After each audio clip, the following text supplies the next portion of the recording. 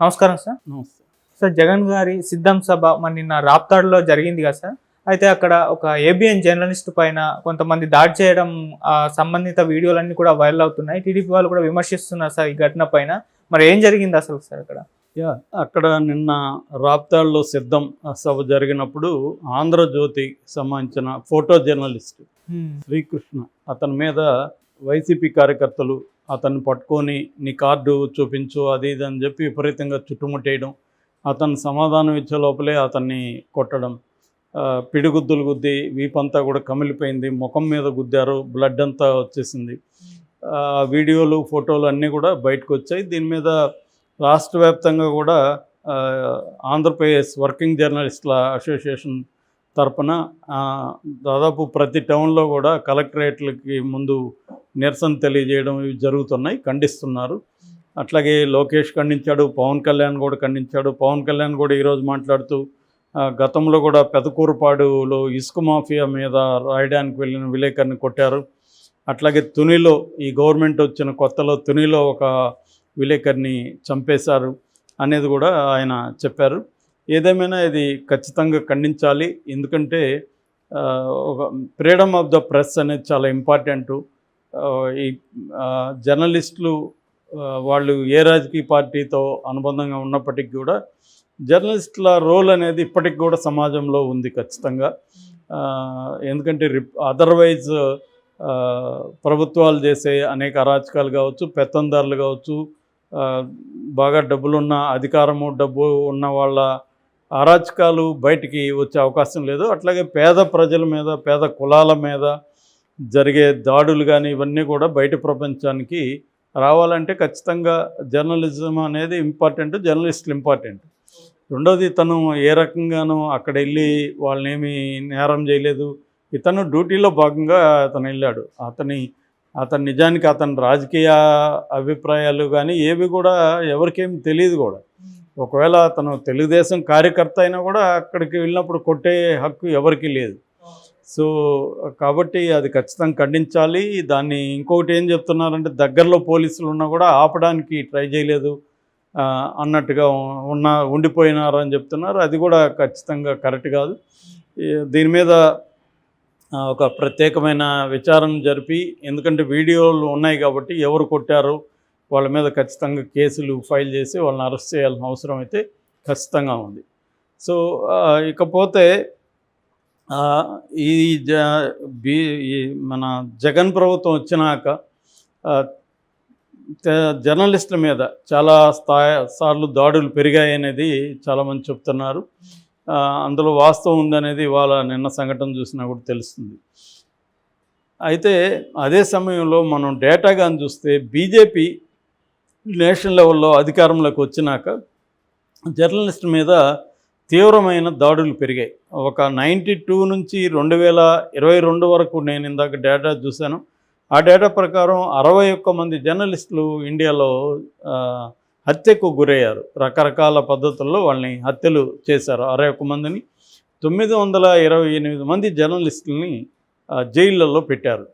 BJP government వచ్చినాక తమకు ప్రత్యర్థులుగా ఉన్న మీడియా హౌసెస్ని కానీ జర్నలిస్టులు కానీ వెంటాడి వేధించడం, అవసరమైతే వాళ్ళని కొనేయడం, ఆ హౌసులు కొనేయడం, లేదంటే వాళ్ళు లొంగి రాకపోతే వాళ్ళని రకరకాల పద్ధతిలో ఇబ్బంది పెట్టడం, అరెస్టులు చేయడం, కేసులు పెట్టడం, ఇవన్నీ కూడా పెరిగాయి బాగా.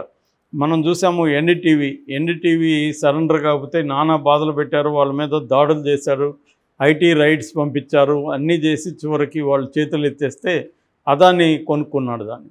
అంతకుముందు రిలయన్స్ చేతిలో మొత్తం ఉన్నాయి. అంటే బీజేపీ వచ్చినాక ఒక సిస్టమేటిక్గా మీడియాని మొత్తాన్ని తన గుప్పెట్లో పెట్టుకోవడం, తనకు డిఫరెంట్గా తనను విమర్శిస్తూ రాస్తే వాళ్ళ మీద దాడులు చేయడం, వాళ్ళని అరెస్టులు చేయడం, వాళ్ళ మీద రకరకాల వేరే పద్ధతుల్లో, అంటే ఉపా లాంటి కేసులు, ఉపా అంటే అన్లాఫుల్ యాక్టివిటీస్ ప్రివెన్షన్ చట్టం అన్నమాట, అది కానీ నేషనల్ సెక్యూరిటీ కానీ పబ్లిక్ సెక్యూరిటీ యాక్టు, ఇలాంటి యాక్ట్స్ని వాళ్ళ మీద పెట్టేస్తుంది బీజేపీ. ఫర్ ఎగ్జాంపుల్ వైర్ పత్రిక మీద దాడులు చేసింది. బీబీసీ ఇంటర్నేషనల్లీ అక్లెయిమ్డ్ సంస్థ, దాని మీద కూడా వరుసగా కొన్ని రోజుల పాటు దాడులు చేయడం, వాళ్ళ ఆఫీసుల్లోనూ వాళ్ళ హార్డ్ డిస్క్లోనూ వీళ్ళే ఇండైరెక్ట్గా ఇప్పుడు టెక్నాలజీ వచ్చినాక మన హార్డ్ డిస్క్లో కూడా నా సెల్ ఫోన్లో కూడా వాళ్ళు ఏదన్నా వేసేసి నీ సెల్ ఫోన్లో ఇది ఉన్నింది అని చెప్పి వాళ్ళు కేసులు పెట్టేయచ్చు. ఇవాళ అంత ఈజీ అయిపోయింది. సో ఇలాగా వాళ్ళు ఏం చేస్తున్నారంటే వాళ్ళ హార్డ్ డిస్క్లో ఏదో చొప్పించి నీకు మావోయిస్టులకు సంబంధం ఉందనో, నీకు టెర్రరిస్టులకు సంబంధం ఉందనో, ఆ టెర్రరిస్ట్ లేక నీ హార్డ్ డిస్క్లో ఎందుకు ఉందనో ఇలాగా పెట్టేసి ఈ చట్టాల కింద పెడితే ఏమవుతుందంటే కోర్టులు కూడా గుడ్డిగా ఈ చట్టం కింద పెట్టాడంటే వాళ్ళకి ఇంకా బెయిల్ క్యాన్సిల్, బెయిల్ రాదు, ఇలాగా విలేకరుల్ని విపరీతంగా రిపోర్టర్లని పెడుతున్నారు.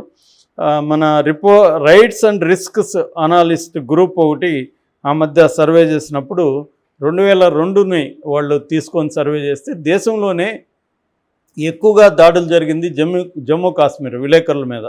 దాదాపు 48 మంది విలేకరులని జమ్మూ అండ్ కాశ్మీర్లో వాళ్ళని చితగ్గొట్టారు, కొంతమంది కాళ్ళు చేతులు తీసేశారు, ఆ స్థాయిలో జరిగాయి. దాని తర్వాత సెకండ్ హైయెస్ట్ జర్నలిస్ట్ మీద దాడులు జరిగింది తెలంగాణలో 48 మంది.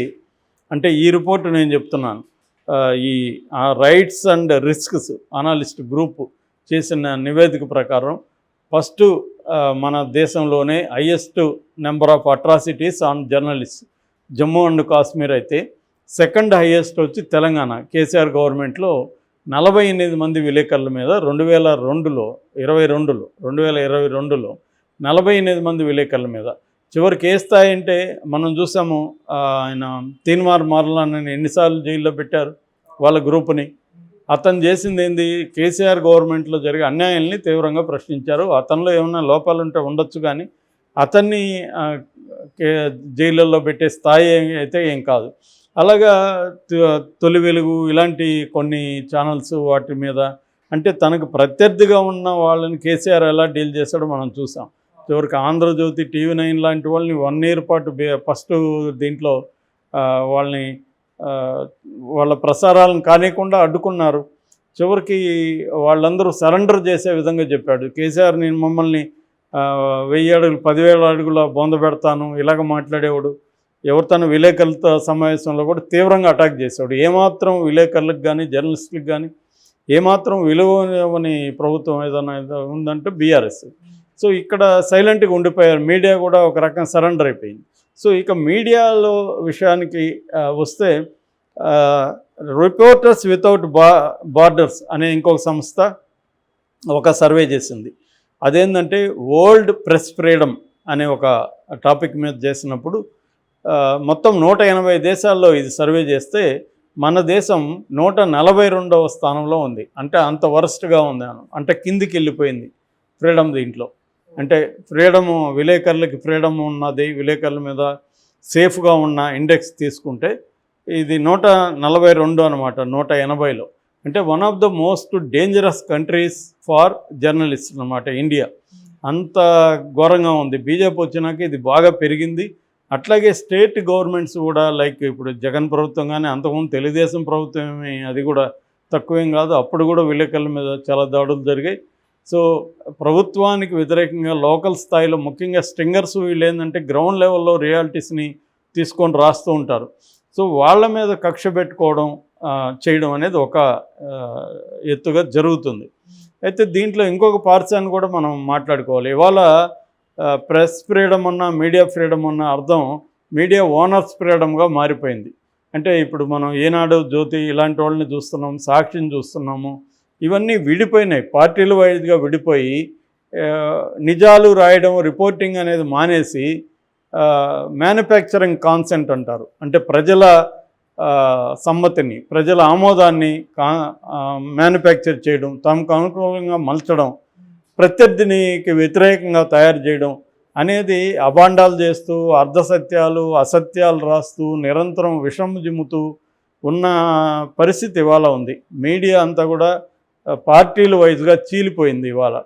సో చీలిపోయి అధికారంలో ఉన్న పార్టీకి అది వ్యతిరేకంగా ప్రతిపక్షంలో ఉన్న పార్టీకి సంబంధించిన మీడియా ఏమో ప్రతి పని తప్పని రాస్తుంటుంది. 90% చూస్తే తెలుగుదేశం సంబంధించిన మీడియాలో జగన్ మీద 95% నెగిటివ్ వేసే ఉంటాయి. అట్లాగే సాక్షులు చూస్తే జనసేన మీద, తెలుగుదేశం మీద 95% నెగిటివ్గానే ఉంటాయి. దీనికి తోడు సోషల్ మీడియా. సో మీడియా కూడా this is the worst phase అని చెప్పొచ్చు హిస్టరీలోనే. ఇంత వరస్ట్ ఫేజ్ మీడియా ఎప్పుడు లేదు. మీడియా అనేది నిజానికి 4th పిల్లర్ అంటారు. అంటే శాసన వ్యవస్థ, న్యాయ వ్యవస్థ, ఎగ్జిక్యూటివ్ వ్యవస్థ ఇవి కాకుండా 4వ పిల్లరు ప్రజాస్వామ్యానికి. కానీ ఇవాళ అన్ని వ్యవస్థలు భ్రష్టు పట్టిపోయినట్టుగా మీడియా కూడా భ్రష్టు పట్టిపోయింది. మీడియాలో పనిచేసే విలేకరులకు కూడా ఇవాళ ఎవరికి కూడా సొంత అభిప్రాయాలు రాయడం కానీ సొంత సిద్ధాంతాలు ఉండడం కానీ లేదు. యాజమాన్యాన్ని సేవ చేయడమే ఇవాళ జర్నలిస్టులకి ప్రధాన కర్తవ్యంగా మారిపోయింది. కాబట్టి జర్నలిస్టులు కూడా మారాల్సిన అవసరం ఉంది. కానీ మారినా వాళ్ళకి మనుగడ లేదు. కాబట్టి ఆ మధ్య కూడా ఒక అతను ఇక్కడ తెలంగాణలో ఒక విలేకరు ఆత్మహత్య చేసుకుంటూ పెద్ద లెటర్ కూడా రాసి చనిపోయాడు. ఆయన బతకలేక నేను ఆత్మహత్య చేసుకుంటున్నానని. అంటే నిజాయితీగా ఉండి ఆనెస్ట్గా ఉండే వాళ్ళు బతకలేని పరిస్థితులు ఇవాళ నెలకొని ఉన్నాయి. ఏదేమైనా ఖచ్చితంగా వైసీపీ కార్యకర్తలు శ్రీకృష్ణని కొట్టడాన్ని ఖండించాలి. దాని మీద చర్య తీసుకోవాలి.